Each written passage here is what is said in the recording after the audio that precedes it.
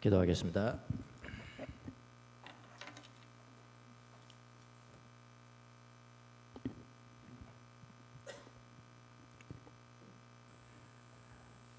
자비로우신 주님, 우리 모두 이 시간 주님의 현존 앞에 우리의 마음에 무릎을 꿇습니다.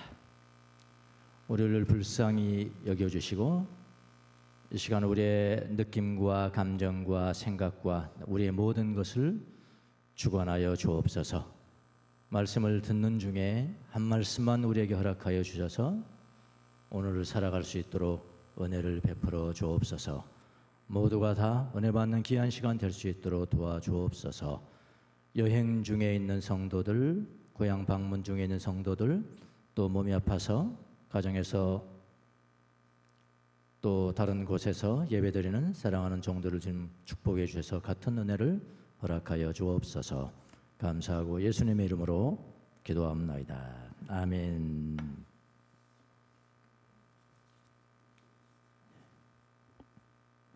자, 오늘 본문 성경에 대해서 사람들은 뭐라고 이름을 붙입니까? 무화과나무를에게 이야기했더니 무화과나무가 시들고 죽었다. 그래서 예수님이 저주하셨다. 그렇게 이야기를 하죠. 무화과나무의 저주라고 이름을 붙입니다. 학자들도 그렇고요. 예수님이 시장하셔서 잎이 무성한 무화과나무를 한 그루를 보고 다가갔다. 먹을 열매가 있을 것으로 믿고 갔는데 열매는 없고 잎만 무성했다. 그래서 예수님이 이제부터는 영원히 열매를 맺지 못할 것이야 라고 말하니까 무화과나무가 말라 죽었습니다. 이런 이야기입니다. 그런데 이 똑같은 사건을 마태복음 말고 마가복음은 또 이렇게 기록을 해요. 마가복음 11장 13절 이하를 보면은 멀리서 잎이 무성한 무화과나무를 보시고 혹시 그 나무에 열매가 있을까 하여 가까이 가서 보셨는데 잎사귀 밖에는 아무것도 없었다. 여기까지 끝나면 똑같은데 또 한마디가 더 있어요. 그 뒤에 뭐가 있습니까? 무화과의 때가 아니었기 때문이다. 그럼 무화과의 때가 아니었으면 당연히 없는 거잖아요. 그럼 예수님이 이걸 알고 저주하셨단 말이에요? 그거 참 우리가 생각하는 예수님과는 거리가 좀 멀지 않습니까? 예. 그때는 무화과 열매를 맺을 시기가 아니었다는 겁니다. 그렇다면은 예수님이 무화과 열매 시기가 아닌 것을 알고 계셨을 텐데, 그렇죠?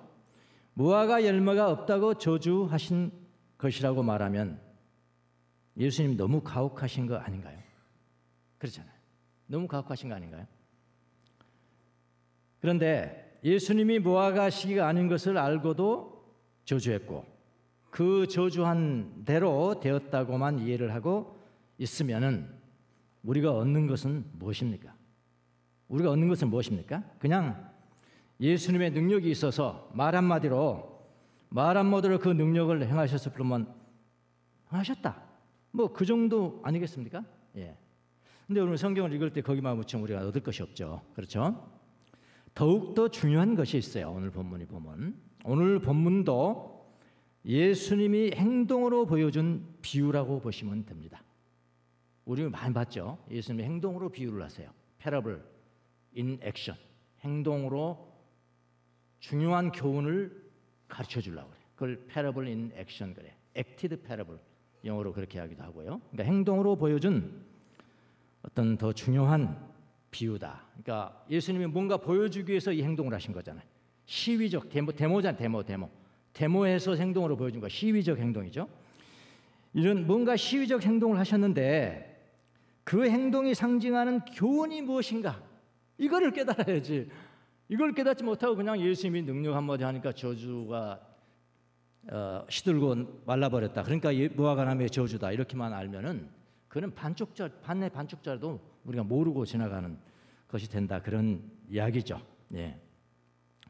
그러니까 바로 앞부분에서 무슨 일이 있었냐면 우리가 이미 살펴봤습니다. 지난주에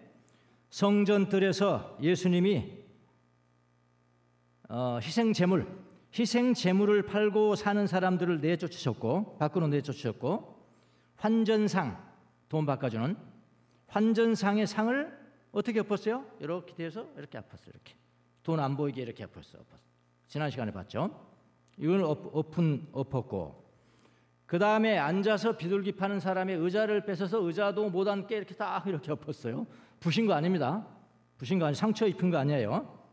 그런 행동을, 그런 시위적 행동을 하셨죠. 그것도 데모죠, 데모. 시위적 행동을 하셨습니다. 근데 그런 행동이 무엇을 의미했습니까? 한마디로 말하면은 구약의 희생제도는 종말이다. 이게 끝이에요. 희생제도는 종말을 보였다는 그런 행동이었다고 했죠. 희생제사는 이제 예수님으로 대체돼 버렸다. 그건 끝나는 거예요. 없어져 버리는 거예요. 예수님이 이제 희생제사예요. 희생제사는 예수님으로 대체되었고, 구약의 희생제사는 종쳤다, 땡, 종쳤다. 네. 종쳤다는 것을 보여주는, 시위로 보여주는 행동이라고 지난 시간에 우리가 살펴봤습니다. 그리고 이제 오늘 본문이 나오는 거. 오늘 본문. 다음에 오늘 본문의 행동이 나오는 것인데 18절에 보면 헬라어로 보면 때라는 게 돼. 때나. 이건 접속사 아닙니까? 때. 계속 연결된다는 거죠. 그러니까 구약의 이스라엘 백성들이 맡아서 하는 일의 끝이야. 끝. 앞에도 끝을 보여줬어요. 그럼 오늘 또 그거하고 좀 비슷한 유사한 내용으로 지금 예수님께서 행동을 하실 것이라는 것을 미루어 우리가 짐작할 수가 있죠. 그러니까 구약의 이스라엘 백성들이 맡아서 하는 일들의 끝에 종말에 대해서 지금 계속 말씀하시려는 것이니까 오늘 또 그런 말씀을 그다. 무슨 말 하시겠습니까? 그렇게 성경을 보는 겁니다. 접속사가 나오면 앞뒤가 지금 연결되는 거예요. 생각의 흐름이 있어요. 주제의 흐름이 있어요. 그거 생각 안 하고 그냥 이건 여기고 이건 이런 생각하면은 예수님이 생각을 지금 생각 없이 말하는 분으로 여러분 오해하시면 안 된단 말이죠. 그 당시에 유대인들은 종교적으로 믿는 모양만 가지고 있었습니다. 하나님의 기뻐하시는 열매가 없어요. 외모로 그냥 거창하게 옷을 그렇게 입고 뭐 모자를 그렇게 하고 그런 거는 있지만은 누가 보더라도 외모는 무성해. 그 입하기에 무성한 무화과 나무는 똑같더라. 예. 외모로는 무성한데 내면의 열매가 없어요. 열매가. 하나님이 기뻐하시는 내면의 열매는 그건 그리스도의 열매거든요. 그리스도의 향기가 드러나야 되거든. 그리스도의 이름이 드러나야 되거든. 그리스도의 생명이 결국은 드러나야 되는 거라. 그 열매가 없는 모습을 했다 이 말이에요. 가지고 있었다면 유대인들이. 그래서 본문의 무화과 나무가 바로 그들과 같다. 그렇게 지금 시로 보여주는 거예요. 그들과 같다. 지금 예수님은 제자들에게 유대인들의 지금의 상태가 어떤지를 보여주고 싶으셨습니다. 자, 무엇을 통해서 그렇게 보여줬을까요? 잎만 무성한 무화과 나무를 보여주신 거예요. 보여줌으로 그렇게 하신다 이 말이에요. 18절 19절을 보시겠습니다. 새벽에 성 안으로 들어오시는데 어디에서 성 안으로 들어오시는 거죠 지금? 베다니에서. 예. 베다니는 가까우니까요. 예. 안식일 날 걸어가도 죄가 안 되는 거리니까. 예. 아침에 일어나셨어요. 먹을 것을 못 먹었습니다. 시장하셨어요. 시장하셔가지고 성으로 들어오는데 19절에 보니까 마침 길가에 있는 무화과 나무 한 그루를 보시고 그 나무로 가셨으나 잎사귀 밖에는 아무것도 없으므로 아무것도 없는 거예요. 그 나무에게 이렇게 이야기를 합니다. 뭐라고 그러냐면은 이제부터 너는 영원히 열매를 맺지 못할 것이다 하고 말씀하셨다. 그러자 무화과 나무가 곧 말라버렸다. 이게 성경이죠. 자, 본문에 사용된 이미지를 한번 상상해 보세요. 이미지를 한번 상상해 보십시오. 묵상하기 좋습니다. 잎이 무성한 무화과 나무 한 그루가 서 있습니다. 근데 무화과는 잎은 번들한데 열매는 하나도 없는 나무입니다. 열매가 하나도 없는 거예요. 배고픈 사람들에게 아무런 도움이 되지 않습니다. 하나님을 향해 갈망하고 배고픈 사람에게도 아무런 도움이 되지 않는 나무입니다. 예수님이 그 나무를 보고 계십니다. 예수님은 그 무화과 나무의 역할이 이제 끝났다고 생각을 하십니다. 3년 전에 이거 하지 않으셨어요. 공생이 시작할 때 하지 않으셨습니다. 이제는 마지막 방문이고 이제는 마지막 돌아가시는 거예요. 무화과 나무의 역할이 이제는 끝났다고 생각을 하십니다. 그렇게 생각하셔도 돼요. 3년 전하고는 다르니까. 그리고 그 예언의 말씀을 무화과나무에게 하셨습니다. 그런데 그냥 저주한다고 그러는 건 아니죠. 사실은요. 너 보니까 예언한 거잖아요. 예언. 그 무화과나무에게 예언한 거라고. 예언한 게 그대로 돼버렸으니까 마치 저주같이 들렸지만 정확하게 말하면 저주는 아닙니다. 예수님의 예언이죠. 예. 그 예언의 말씀을 하셨어요. 그런데 즉시로 그 무화과나무가 말라버렸고요. 그 다음에 죽어버렸습니다. 그 말이 무슨 말입니까? 죽으라는 게 뭡니까? 끝이라는 거예요. 끝나는 거예요. 아까 상 엎고 한 것도 끝이고, 의자 엎은 것도 끝이고, 무화과나무 저주한 것도, 저주에서 메말라 한 것도 그것도 끝이에요. 다 끝이에요. 끝이다. 이것도 끝이고, 이것도 끝이고, 아마 다음 주도 끝 나올 거예요. 끝이다. 하여튼 그 예언이 저주라기보다는 예언을 하셨는데 그 예언이 즉시로 발생을 했습니다. 그래서 여러분 여기 무화과나무는요 성경에서 보면은 다 이스라엘을 상징을 해요. 예, 아주 직접적으로 그리고 무화과나무를 항구를 향해서 말씀하셨죠. 보통 이 무화과나무에 나뭇잎이 무성하기 전에, 그러니까 정확한 열매를 맺는 시기는 언제냐면은 무화과나무가 무성하기 전에 열매를 먼저 맺는다고 합니다. 그래 무화과나무 이제 잎이 무성하기 전에 거의 대부분은 따먹든지 떨어지든지 하여튼 그래요. 그런데도 몇 개는 살아남는 게 있는 거예요. 무슨 말인지 아시겠습니까? 여러분 감나무 보세요. 감나무 겨울에도 있어요. 겨울에도 열매가 있다니까요. 그건 안 떨리는 거예요. 안 떨어진 거고 하여튼 사람 눈에 피해서 있었던가 어쨌든 살아남은 거예요. 그렇게 연상하시면은 예수님의 그 이 행동에 대해서 뭐 시기도 안 됐는데 그걸 저주해? 이렇게 오해하지 않을 수 있다. 생각 없잖아요. 생각 없이 아주 무모하게 행동하신 분으로 보이지 않는다 이 말이죠. 잎이 무성하기 전에 열매가 열려서 열매가 커지는데 그 다음에 열매를 딸 사람 따고 떨어지는 거 떨어지고 그래도 마지막에 남는 것들이 몇 개가 있는 거예요. 그러니까 이 잎이 무성할 때 접근하는 사람은 혹시라도 남아있는 열매가 있을 거야. 그거를 기대하고 접근한다. 이제 오해가 좀 풀리십니까? 이거 때도 아닌데도 무슨 말 아시겠죠? 네. 그래서 무화과나무를 접근한다 합니다. 예수님이 여러분 심술궂은 분이고 생각 없이 행동하는 분이고 이유 없이 화를 내는 그런 분이 아니라는 건 여러분 다 아시잖아요. 예. 이제 이 무화과나무 열매에 대해서 마음이 좀 불편한 게 풀어지셨을 겁니다. 예. 그리고 이 무화과나무 옆에는 제자들이 서 있습니다. 지금 제자들은 누구죠? 희생제사 드리지 않는 거죠. 예수님 믿는 사람들이죠. 예, 여기 무화과나무가 지금 죽어가고 있고 옆에는 예수 그리스도를 믿는 제자들이 무화과나무 옆에 서 있습니다. 그리고 예수님의 시선이 어디로 향하냐면은 제자들에게로 향합니다. 예, 제자들로 향합니다. 예수님이 이 사건을 통해서 아주 중요한 것을 제자들에게 가르치기 시작을 합니다. 잎만 무성한 무화과나무와 지금의 유대 나라는 유사하다는 거죠. 지금 유사하다. 유대라는 나라는 영적인 열매에 부유하다는 약속을 이방 세계 앞에 많이 보여주었어요. 원래는 그랬어야 됩니다. 그러나 유대인들은 열매는 보여주지 못했고 자신들이 종교적이라는, 나는 종교인이야, 많은 외적인 사인만을 많이 보여주고 있었어요. 율법주의가 그렇고요. 형식적인 의식이 얼마나 복잡합니까? 의식주의로 인해서 열매 없는 사람들이 되어가고 있었다는 겁니다. 이걸 지금 예수님이 극으로 보여주는 거예요. 극으로. 열매가 없다는 것은 살아계신 하나님을 보여주지 못했다는 거죠. 예, 살아계신 하나님을 보여주지 못했다는 거예요. 무화과나무는 살아있는 것 같지만은, 그 당시 그 무화과나무는 살아있는 것 같지만은 실상은 열매 없는 나무였고요. 그냥 죽어가고 있었습니다. 그리고 예수님은 그 나무의 파멸을 예언했던 거고요. 잎이 무성한 나무는 바로 누구를 가르쳐요? 바로 유대인들을 가르치는 거예요. 유대인들을 보여주는 거예요. 눈을 극으로 보여주는 거예요. 드라마로 보여주는 거예요. 예.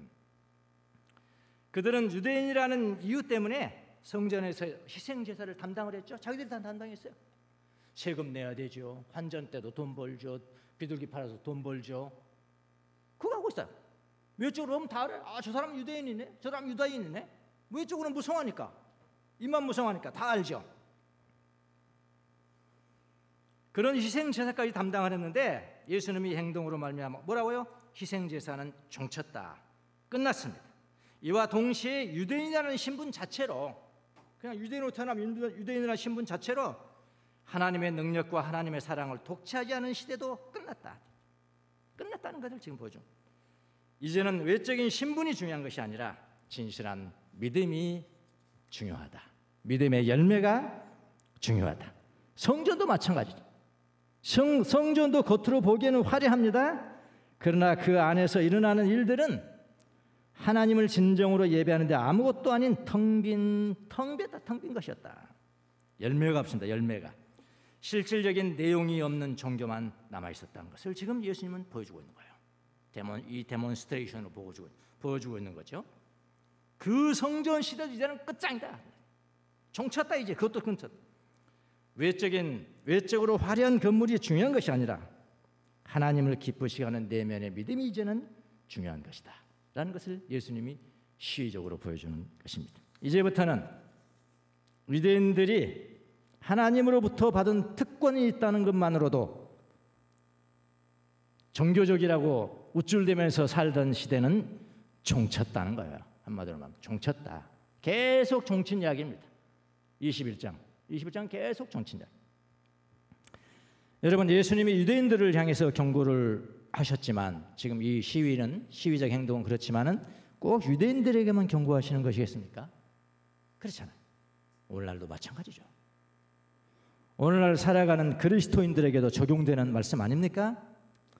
나뭇잎만 무성하지 열매가 없는 교인들, 열매가 없는 그리스도인들, 화려하고 종교적인 말만 하지만은 예수님의 삶은 없는 교인들, 다 이거 해당됩니다.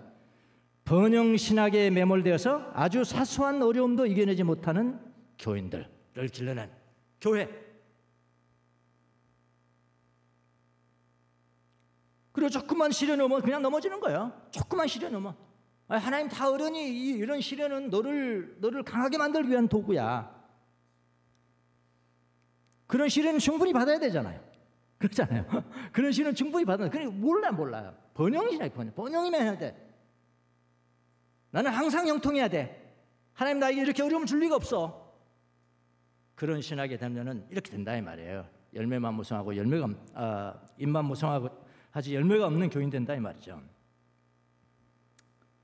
큰 교회당과 교인 수는 자랑하지만 사회로부터 손가락질 당하는 그런 교회들, 모든 사람들은 이쪽이라고 하는데 시대 정신을 읽을 수 없어서 저쪽을 가르치는 있어요. 저쪽을 가르치는 일부 교인들이 있어요. 교회가 있어요.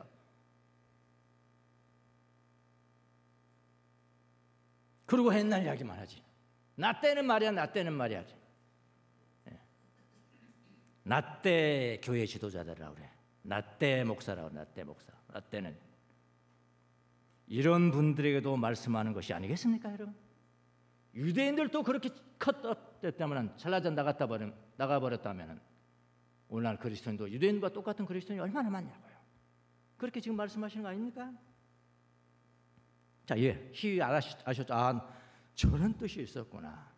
이 무화과 나무를 그렇게 해버렸는데, 자, 현장에서 제자들이 예수님이 그렇게 말씀하시니까 무화과 나무가 즉시로 말라버리는 걸 현장에서 지금 보았지 않습니까? 제자들이 다 본 거예요. 제일 놀란 게 뭐겠습니까? 제자들이 놀란 게 뭡니까? 말라버린 게 아니고요 뭐냐면 당장 그랬다. 당장. 그게 이 강조형이. 당장 말라버렸네요. 어떻게 이런 일이 있을 수가 있습니까? 마태복음 21장 20절, 제자들은 이것을 보고 놀라서 무화과 나무가 어떻게 그렇게 당장 말려버렸을까 하고 말하였다. 예수님은 여기서부터 진정한 믿음에 대해서 가르치기 시작합니다. 그러니까 유대인들이 보여준 종교적 행위와 이제 정말 진정한 믿음을 가진 그리스도인들이 보여줄 신앙의 열매가 무엇인지를 딱 대비를 하죠. 기가 막힌 가르침이죠. 그 기회를 사용해서 진짜를 가르치는 거예요. 가짜를 놓고 진짜를 가르치는 거예요. 쉽게 말하면. 그래서 같은 컨텍스트예요. 다 이게 무화과 나무만 아니고 산을 옮겨라는 거 다 같이 보는 거예요. 같이 봐야 돼. 한 자리에서 다 일어나는 것이라. 그래서 예수님은 거기서부터 진정한 믿음에 대해서 가르치기 시작합니다. 그러면 이 진정한 믿음에 대해서 우리가 지금 설교하지 않고 가르침을 받지 못한다면 반쪽짜리 가르침이 되겠죠. 예. 자, 진정한 믿음이 무엇일까요? 열매 맺는 자죠. 열매 맺는 그리스도인이 되는 거라. 열매 맺는 그리스도의 열매를 맺혀줘라는 거죠. 21절, 22절. 예수께서는 그들에게 말씀하셨다. 내가 진정으로 너희에게 말한다. 너희가 믿고 의심하지 않으면 내가 이 무화과 나무에 한 일을 너희도 할 수 있을 뿐만 아니라 이거 나도 이 버덜소예요. 예? 정말 믿고 의심하지 않으면은 그러니까 제자들이 무화과 나무 시든 것을 지금 보고 놀라고 있거든요.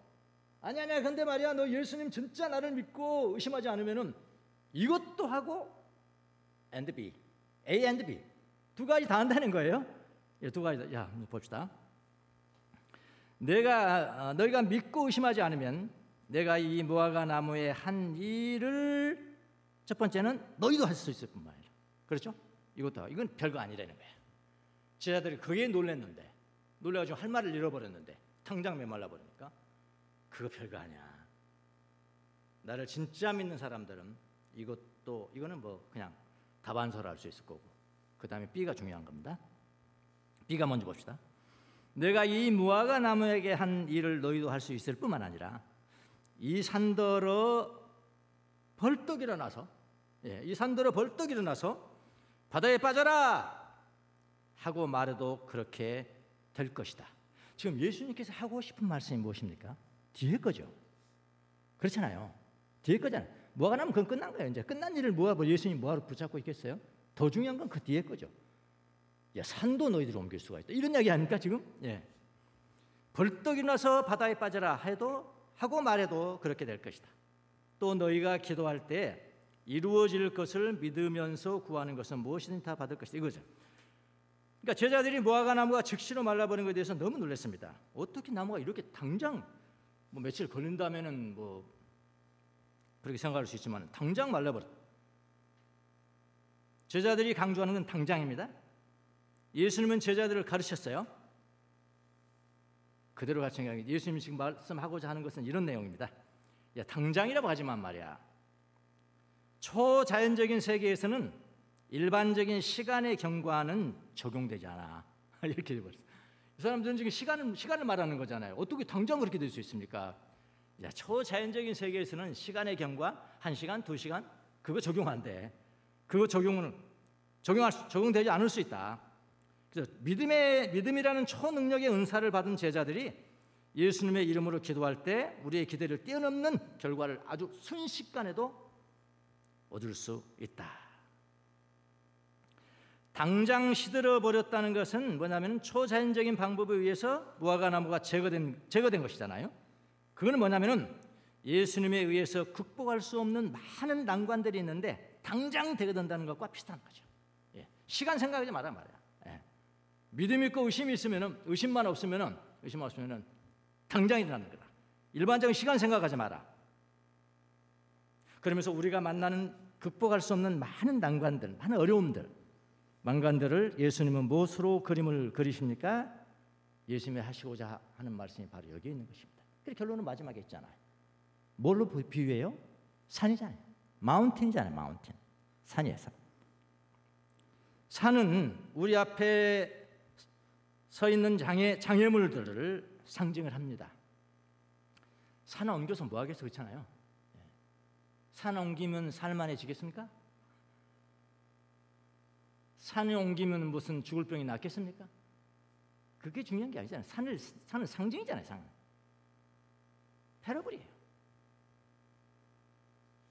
딱 생긴 게 장애물이지. 장애물.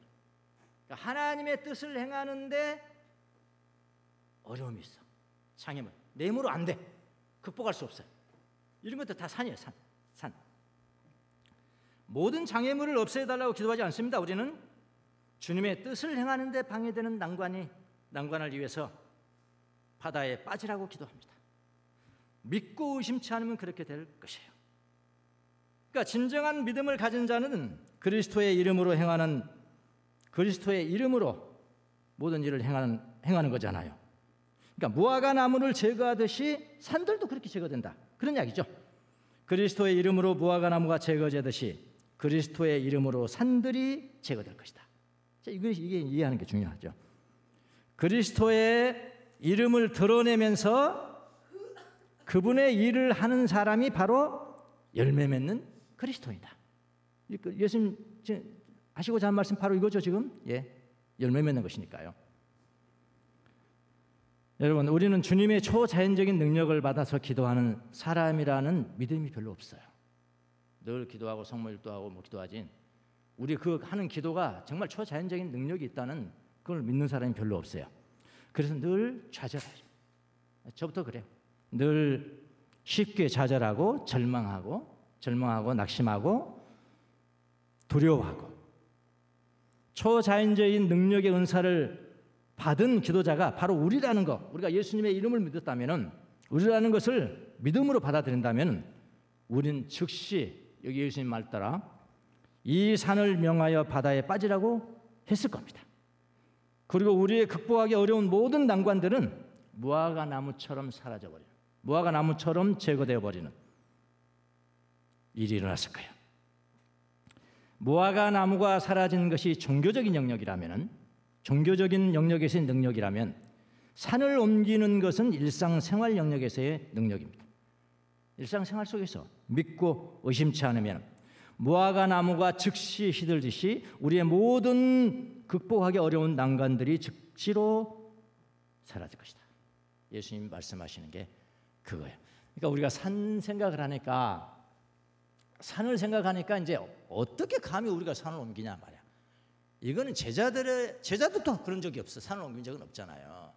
이건 예수님만 그렇게 할 수 있는 것이지, 그냥 우리를 격려하고 위로하기 위해서 말씀하신 거라고 생각을 해요. 그래서 시도해 보지를 않아요. 우리는 감히 시도해 보지 않습니다. 그런데 산이 뭘 상징한다고요? 어려운 일이에요. 우리가 주님의 일을 하는 데 있어서 방해하는 것들이에요. 우리를 정결하지 못하게 만드는 것들이에요. 악한 생각들일 수 있고요, 악한 행동들일 수 있고, 악한 습관들일 수 있고요.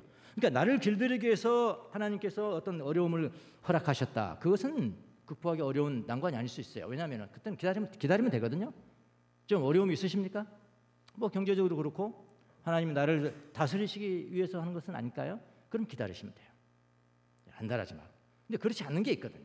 하나님의 뜻을 행하는데 내가 뭐가 부족해서 이런 것들이 많이 있다고요. 이런 것들을 믿음으로 말미암아 예수 그리스도의 이름으로 옮겨져라, 제거되라. 악한 생각 하나가 제거되고 두려워하지 않고 평안을 얻을 수 있다면 그것도 산을 옮긴 거라고요. 그러니까 모든 어려운 난관들은 뭘로 상징을 했다고요? 산이에요. 산, 마운틴, 산. 여러분, 환전상을 뒤엎은 것도 끝을 의미했죠. 끝이다, 이것 크다.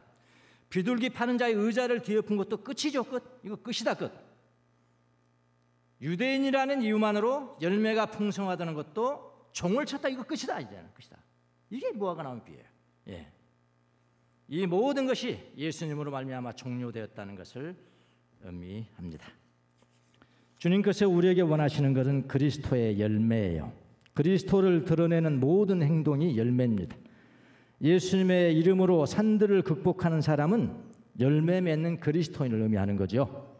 무화과 나무를 시들게 하는 것보다 훨씬 힘들고 큰 일이 산을 바다에 빠지게 할 수 있는 능력입니다. 우리가 예수의 이름으로 그 일을 할 수 있다는 거예요. 산은 바로 장애물입니다. 장애물. 근데 여러분, 산보다요 내 앞에 있는 장애물이 훨씬 커요. 어떻게 보면요. 여기는 지금 산이라고 일반적으로 했지만은 내 앞에 있는 난관이 큽니까? 내 뒤에 있는 산이 큽니까? 각자에게. 내 앞에 있는 난관이 훨씬 커요. 훨씬 크다고요. 그러니까 이 산 움직이는 힘이 있다, 너에게 있다는 것도 그건 완전히 과장된 거 아니잖아요. 무슨 말인지 아시겠습니까? 예수의 이름으로 산들을 극복하는 사람은 열매 맺는 그리스도인. 무화과 나무를 시들게 하는 것보다 훨씬 힘들고 큰 일이 산을 바다에 빠지게 하는 능력이라고요. 우리가 그걸 할 수 있다는 겁니다. 산은 바로 장애물입니다. 그 장애물을 그리스도의 이름으로 제거하는 것, 열매 맺는 행위입니다. 그리스도의 열매를 맺는 것은 그리스도의 이름이 드러나게 하는 모든 행동을 의미하는 거예요. 산아 들려 올려서 바다에 빠지라. 이 말씀 중에요. 들려 올리다, 그 다음에 빠지다, 이게 두 가지 동사가 있는데 동사가 다 수동태입니다. 디바인 패시브 그래요. 수동태다. 들려 올려 이거는 아이로의 명령법이죠. 명령법. 부정과거. 이 수동태 패시브. 2인칭 단수입니다. 그러니까 산들아 올려져라 그러거든요. 수동태니까. 예. 그 다음에 이것도 마찬가지입니다. 발로 던지다의 명령법. 그냥 똑같습니다. 이것도 수동태. 큰 바다 속으로 올려져서, 내가 올리는 거 아니죠. 나는 기도하는 거죠. 우리는 기도하는 거죠. 그리스도 이름으로 기도하는 거죠. 그리스도로 명령, 큰 소리 치지 않아요. 말하라. 올려져서 모든 악한 것들이, 장애물들이, 하나님의 뜻을 방해하는 모든 장애물들이 올려져서 바다 속으로 들어가 버릴 것이다. 빨리 올려져서 빠뜨려질 것이다. 수동태로 그렇게. 누가 하십니까? 누가? 예수님이 하십니다. 하나님이 하시는 거예요. 하나님. 이게 보더라도요. 근데 개혁성경, 우리 개혁성경은 이건 뭐냐? 이게 개혁성경인가요? 너희가 말한다. 너희가 신한다. 이 산들어 벌떡 일어나서 바다에 빠져라. 이거 개혁성경 아니죠. 이게 능동태로 되어 있잖아요. 능동태로. 빠져라 하고 말해도 그렇게 일어나셔서 이래 바다에 빠져라. 개혁성경은 이렇게 번역이 되어 있습니다. 이 산들어 들려는 뭐죠? 수동태입니다. 우리나라 말. 수동태를 번역해 준 게. 들려서 바다에 던지우라. 그렇게 번역했어요. 잘된 번역이죠. 우리가 사용하는 새 번역은 별로 잘된 번역은 아닙니다. 오히려 개혁성경이 여기는 잘 됐어요. 이 산들어 들려 바다에 던지우라 하여도 될 것이요. 번역이 잘된 것입니다. 그리스도에 의해서 들려지고 던져졌으니까 그리스도의 열매에 해당하는 것입니다. 우리의 삶에서 항상 그리스도의 이름이 드러나야 합니다. 그리스도의 이름으로 열매 맺는 그리스도인이 되는 것이 하나님을 기쁘시게 하는 거예요. 열매라고 하니까 또 오해하신 분 많은데 열매도 아주 범위가 넓습니다. 악한 생각을 그리스도의 이름으로 쫓아내서 선한 생각으로 바꾸는 것도 산을 옮기는 열매입니다. 그리고 그리스도의 열매고요. 초자연적인 능력이 우리에게 있음에도 불구하고 우리가 그걸 늘 적용하지 못한 거죠. 악한 생각을 하나 쫓아내고 선한 생각을 넣는 것도 산을 옮기는 그리스도의 열매인데 그걸 우리가 시도하지 않은 거죠. 적용하지 못한 것을 우리가 회개해야 됩니다. 우리에게 예수의 이름이 있다면 즉시로 믿음으로 의심 없이 난관을 명령하라고도 안 했어요. 말해라 그들에게. 산에게 말만 해도 된다. 말만 하면은 바다에 빠지라고 명령하면은 그렇게 될 것이다 라고 이야기했습니다. 네, 시 대신에 제가 하나 만든 도표가 하나 있어 보세요. 이겁니다. 마태복음 우리가 가장 중요하다는 게 결론이 뭐라고 그랬죠? 마태복음 21장 21절입니다. 21장 21절 외우기도 쉽죠? 어떻게 외우냐면 이글 이렇게 하면 돼요. 이글 2121 외우기 쉽게 했단 말이에요. 더 쉬운 거 여러분이 택하시면 됩니다. 제가 마일일 하면은 산더러 산야 올려줘서 던지오라 이렇게 말하는 삶. 예수님 이걸 말씀하기 위해서 지금 무화과나무 말리고 어쩌고 했단 말이야. 이거 하나 설명하기 위해서 던지오라. 근데 우리가 살 삶이죠 이게. 그리스도 열매를 맺어야 될 삶이라. 그래서 산들은 복수입니다. 우리 성경에서는 복수로 나오지 않았어요. 이 산이라고 그랬어요. 이 산만 있습니까? 저 산도 있지 않습니까? 예수님 말 안 했어요. 그러면 이 산, 저 산도 있으면 그건 복수죠. 이런 산, 저런 산들이라고 말했는데 그 다음에 바다는 단수입니다. 헬라어도 단수예요. 단수. 여기에 속한 것들을 요거는 요거는 13, 14개. 요거는 제 겁니다. 제가 지금 예를 들어서 이런 것들입니다. 이것은 나의 산이고요. 이것은 나의 바다입니다. 내가 사용하는 바다입니다라는 것을 했어요. 그래서 제 거 여러분 가져가셔도 되고요. 근데 여러분이 또 고유한 산들이 있을 거라고 여러분에게. 그래서 여기서 스스로 채울 것. 뭐 무슨 말인지 아시겠습니까? 이걸 산과 바다, 산들과 바다. 나에게는 산들이 이런 것이 있었습니다. 가만히 생각하니까 두려워하는 게 있어 늘마다. 내가 너와 함께 있다. 내가 너와 함께 있으니 두려워하면. 이건 바다잖아요. 바다에 빠뜨려야잖아요. 바로바로 빠뜨려. 염려하지 말라. 내일에게 그 염려를 맡겨라. 바다. 자신을 하찮은 존재로 여기지 말라. 너는 나의 보물이니라. 가난한 부모를 원망하지 말라. 나는 너의 상속입니다. 하나님이 우리 상속이신다. 불평하지 말라. 너의 영혼의 해롭다. 남과 비교하지 말라. 너는 나의 유니크한 자녀다. 남 잘되는 것을 보라지 말라. 그도 너의 내면의 아름다움을 부러워한다. 정말 예수 잘 믿는 사람들 부러워하는 사람이 얼마나 많은데요. 근데 그 사람 부자야. 부자인데도 부러워해. 열매 맺는 그리스도인이라면 부러워해요. 그렇게 돼 있어요. 훨씬 부러워합니다. 영원히 부러워합니다. 그도 너희 내면의 아름다움을 부러워한다. 낙심하지 말라. 너는 내 내면의 힘이다. 실패를 두려워하지 말라. 그것은 최고의 선생이다. 가난을 두려워하지 마. 부끄러워하지 말라. 예수님도 가난하셨다. 불명예를 기피하지 말라. 예수님도 수치를 당하셨다. 세상을 사랑하지 말라. 가족부터 사랑해라. 자기 옆에 있는 마누라 남편도 사랑하지 못하면서 무슨 세상을 사랑한다. 거짓말입니다. 거짓말이에요. 속지 말아요. 산들이라고 산들. 가족부터 사랑. 허영심 풀지 마라. 너는 나로부터 내가 사랑하면 되는 거지. 무슨 사람한테 칭찬받고 사람한테 사랑받고 살아가냐 말이야. 하나님의 사랑받는 사람이 되는 거지. 쭉 있는데 그걸 다 해주면 여러분은 제가 정답을 가르쳐주는 거기 때문에 정답을 다 가르칠 수는 없어요. 여러분의 고유한 것들이 있을 겁니다. 그래서 13번 끊고 여기서는 14번 쭉 올리면 됩니다. 요 21은 꼭 21이라는 것이 아니라 마태복음 뭐라고 그랬죠? 21장 21절입니다. 마태 2일이에요. 이글이에요. 그래서 21을 다 있어요. 무슨 말인지 아시겠죠? 네. 이거는 꼭 21개만 있다 그런 이야기 아닙니다. 그 끝에 마태복음 2장 21절 2일이에요. 2일. 큰 산이라고 겁먹지 마라. 왜? 바다에 빠질 수 없을 만큼 큰 산은 없다. 그래서 여러분 생활 가운데 마태복음 21장 21절이 생활 가운데 깊숙이 적용이 되어서 예수님께서 원하시는 열매 맺는 그리스도인, 성전 끝났다, 종쳤다, 모두가 종쳤어 이제.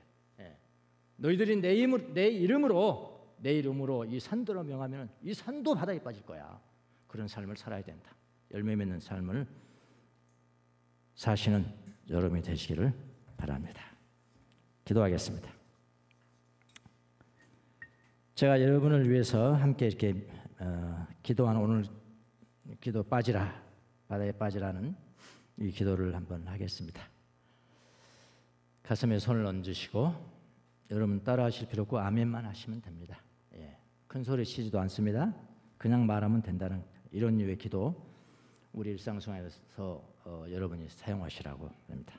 하나님, 예수 그리스도의 이름을 믿는 자들, 의심 없이 믿는 자들은 이 산들에게 말해서 산들아 들려서 바다에 던지우라고 말하면 그대로 될 것이다.